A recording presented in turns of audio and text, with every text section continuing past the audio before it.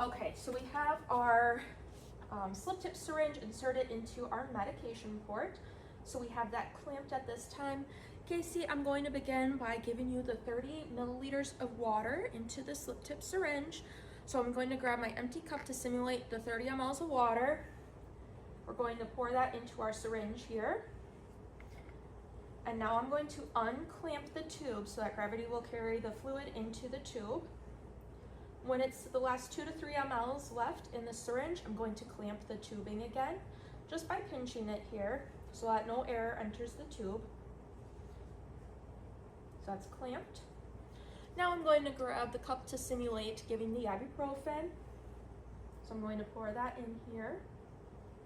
Again, we're going to release our hold on the tube, unclamp it, and again, letting it instill until the last 2 to 3 milliliters have entered the tube, and we'll clamp it again.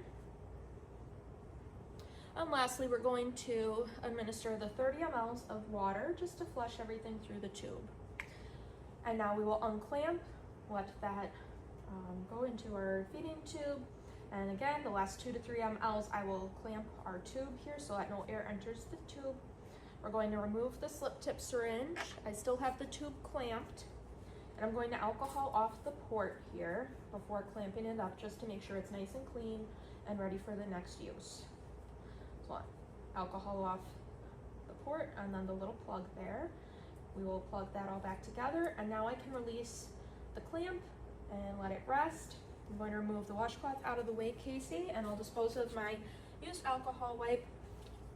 Okay, this would go to laundry. At this point, I would dispose of my equipment, and we will document in the bar that we administered the ibuprofen to the patient today. I'm going to remove my gloves. We'll do hand hygiene.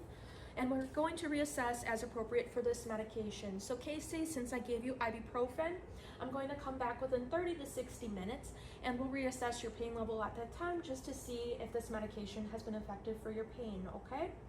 And then we'll make sure that Casey is all set, that the bed is in lowest position, and that he has his call light before we leave the room, okay?